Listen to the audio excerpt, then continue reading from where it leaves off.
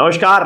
वित्त मंत्री निर्मला सीतारमण का हाल ही में पेश किया गया आम बजट अब तक चर्चा में है।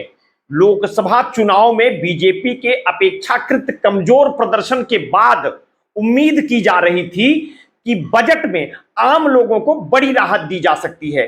भारत में नौकरी करने वालों की एक बड़ी तादाद बीजेपी समर्थक मानी जाती है, इसलिए बजट में नौकरी पेशा लोगों के लिए सरकार की तरफ से किसी बड़े ऐलान की उम्मीद भी की जा रही थी। लेकिन इस साल के आम बजट पर गौर करें तो न्यू टैक्स रिजीम में थोड़े बदलाव के अलावा सैलरी पाने वालों के लिए बजट में कुछ खास नहीं आया। आम बजट 2024-25 में सरकार का फोकस कृषि, गरीब, युवा, रोजगार जैसी चीजों पर दिखता है। बजट में सरकार की नीतियों में लोगों को पैसे जमा करने के लिए प्रोत्साहित करना भी नजर नहीं आता। आम बजट को केंद्र सरकार और उसके सहयोगी दल देश के विकास से जोड़ रहे हैं। विपक्ष इसे सहयोगी दलों को खुश करने वाला और दो राज्य बिहार और आंध्र प्रदेश का बजट बता रहा है, मगर इन सबके बीच मध्य वर्ग की चर्चा कम ही सुनाई दे रही है। राजनीतिक बहसों में नौकरी पेशा लोग गायब हैं, जो देश में सबसे ज्यादा आयकर देते हैं। एक चार्टर्ड अकाउंटेंट कहते हैं कि सरकार ने नए टैक्स रिजीम में आयकर जमा करने वालों को कुछ फायदा दिया है, जो करीब 8,000 रुपए से 28,000 रुपए के बीच है। इसके अलावा उन्हें कोई राहत नहीं दी गई है। अगर आयकर भरने वालों को मिलने वाले लाभ की बात करें तो यह न्यू टैक्स रिजीम में औसतन करीब 18,000 रुपए का है, जबकि पुराने टैक्स रिजीम में यह लाभ भी नहीं दिखता है। इस साल के बजट में सरकार ने इंडेक्सेशन बेनिफिट को खत्म करने का बड़ा फैसला लिया है। यह लाभ कैपिटल एसेट यानी मकान, जवाहरात, पेंटिंग्स जैसी चीजों को बेचने पर मिलता है। हालांकि बजट में इंडेक्सेशन टैक्स को 20% से घटाकर 12.5% कर दिया है, लेकिन इससे फायदा कम और नुकसान ज्यादा दिखाई देता है।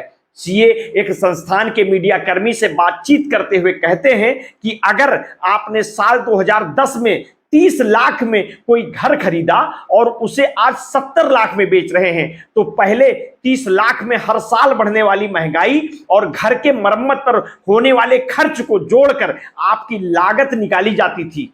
इस तरह से अगर आपके मकान की कीमत 60 लाख हो जाती है तो उसके बाद मकान बेचने पर आपको हुए अतिरिक्त फायदे पर टैक्स देना होता था। यानी कि पुरानी व्यवस्था में आपको 10 लाख रुपए पर 20% दर से टैक्स देना होता था, लेकिन इस साल के बजट के मुताबिक आपको 40 लाख रुपए पर 12.5% की दर से टैक्स देना होगा। इसके अलावा इससे सेस और सरचार्ज भी शामिल है। पुराने मकानों की बात करें तो इसकी कीमत लगाने के लिए आधार वर्ष साल 2000 को माना जाता है, जबकि पैतृक संपत्ति की कीमत उस साल से तय की जाती है, यह आपके नाम पर ट्रांसफर हुई हो। इसके अलावा संपत्ति कीमत को तय करने के कई अन्य नियम और आधार भी मौजूद हैं। बैंकिंग और अर्थव्यवस्था के जानकार अश्वनी कहते हैं कि लगता है कि सरकार उन लोगों पर नियंत्रण करना चाहती है जो बार बार संपत्ति की खरीद और बिक्री करते हैं। हालांकि इससे ऐसे लोगों को झटका लगेगा जो छोटे घर को बेचकर बड़ा घर लेना चाहते हैं, या अगर 2-3 भाइयों के बीच बंटवारा होना है तो उनको इसका नुकसान होगा। बजट पर नजर रखने वाले एक सज्जन कहते हैं, पहले संपत्ति को बेचने पर लोगों को लाभ मिलता था। अगर आप संपत्ति बेचकर उसी वित्तीय वर्ष में रिहायशी मकान खरीदते हैं तो सेक्शन 54 के मुताबिक आप टैक्स से बच सकते हैं, लेकिन जो लोग म्यूचुअल फंड या इक्विटी शेयर की खरीद बिक्री के लाभ कमाना चाहते हैं, उन पर इंडेक्सेशन बेनिफिट खत्म होने का बुरा असर पड़ेगा। आम बजट 2024 में शेयर या म्यूचुअल फंड से पैसे निकालने पर टैक्स की दरों में भी बढ़ोतरी कर दी गई है। शेयर या म्यूचुअल फंड से 1 साल के पहले पैसे की निकासी पर मुनाफे पर टैक्स को 15% से बढ़ाकर 20% कर दिया गया है। वहीं एक साल के बाद पैसे की निकासी पर टैक्स 10% से बढ़ाकर 12.5% कर दिया गया है। ये आर्थिक मामलों के एक जानकार कहते हैं कि इस साल के बजट में हर साल की तरह मध्यम वर्ग की अनदेखी हुई है। अब आपको म्यूचुअल फंड या शेयर से होने वाले फायदे पर भी टैक्स को बढ़ाकर दिया गया है। वे कहते हैं कि आप पुराने टैक्स रिजीम में 80D के अधीन मेडिक्लेम में महज 25,000 रुपए का क्लेम कर सकते हैं। इसमें इस साल भी कोई बदलाव नहीं किया गया है। ये बहुत छोटी रकम है, जबकि हेल्थ सेक्टर में खर्च बढ़ चुका है। इसमें एक और परेशानी है कि सरकार का हेल्थ और एजुकेशन सेक्टर पर कोई नियंत्रण नहीं है। प्राइवेट हॉस्पिटल मरीजों से बड़ा मेडिक्लेम वसूलते हैं, इसलिए बीमा कंपनियां अपना प्रीमियम लगातार बढ़ा रही हैं। यही हाल देश भर में निजी स्कूलों और शिक्षण संस्थानों का है, जिनकी फीस हर साल बढ़ जाती है और इसका सीधा असर मध्यम वर्ग पर पड़ता है। आयकर भरने वालों को यहां थोड़ी राहत दी जा सकती थी। बिजनेस क्लास की बड़ी कमाई और खर्च नगद में होता है, लेकिन सैलरी वालों के पास बचने का कोई रास्ता नहीं है। बीबीसी में प्रकाशित रिपोर्ट के अनुसार भारत सरकार के आंकड़ों के मुताबिक साल 2023-24 में देश में करीब 9.23 लाख करोड़ रुपए का कॉर्पोरेट टैक्स जमा हुआ है, जबकि सरकार को आयकर के तौर पर करीब 10.22 लाख करोड़ रुपए मिले हैं। मौजूदा वित्त वर्ष में भी सरकार का अनुमान है कि उसे राजस्व के तौर पर आयकर से ज्यादा कमाई होने वाली है। अनुमान है कि साल 2024-25 में सरकार को कॉर्पोरेट टैक्स के तौर पर 10.42 लाख करोड़ रुपए हासिल होंगे, जबकि आयकर से 11.56 लाख करोड़ रुपए हासिल होंगे। भारत की कुल आबादी का महज 1.6% ही आयकर जमा करता है, जबकि इनकम टैक्स रिटर्न फाइल करने वालों में करीब 70% टैक्स के दायरे में ही नहीं आते हैं।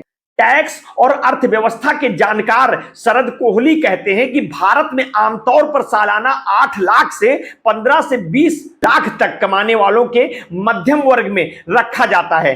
देश में 20 करोड़ लोग संगठित क्षेत्र में काम करते हैं। पिछले साल के आयकर विभाग के आंकड़ों के मुताबिक भारत में 8.18 करोड़ लोगों ने इनकम टैक्स रिटर्न फाइल किया है।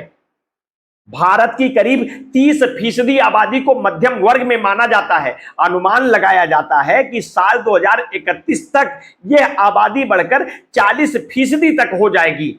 भारत में आयकर भरने वाले करीब 2 करोड़ लोगों में से 1.5 करोड़ के आसपास नौकरी पेशा लोग हैं। इनकी गिनती उतनी ज्यादा नहीं है जितनी किसानों और गरीबों की है, इसलिए सरकार नौकरी पेशा लोगों की ज्यादा परवाह नहीं करती है। सरकार का घुमा फिराकर एक भैंस को बार बार दुहने की कोशिश करती दिखती है।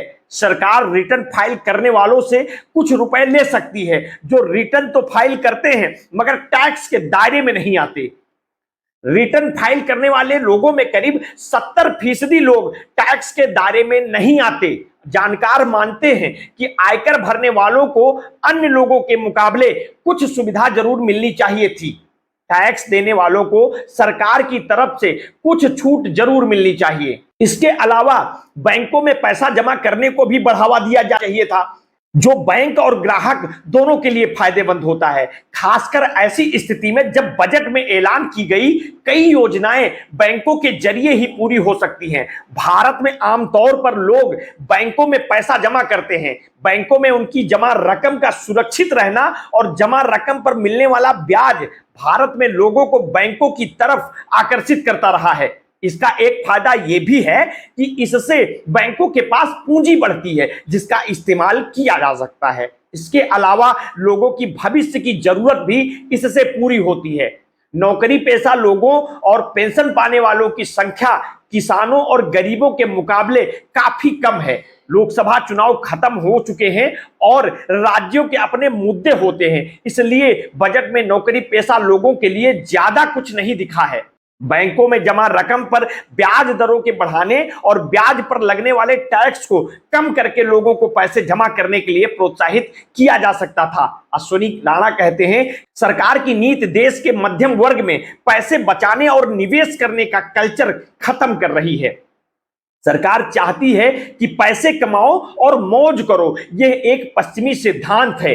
यह भारत के लोगों में एक गलत आदत डाल रहा है। खैर, आप इस बजट के बारे में क्या सोचते हैं, इसे आप हमें कमेंट बॉक्स में अवश्य बताएं। आपने अगर अभी तक हमारे इस चैनल को सब्सक्राइब नहीं किया है तो तत्काल कर लीजिए, बेल आइकन दबाना ना भूलिए। अपने स्वास्थ्य के प्रति सचेत रहिए, सजग रहिए, अपना ध्यान रखिए। बहुत बहुत धन्यवाद। साधुवाद।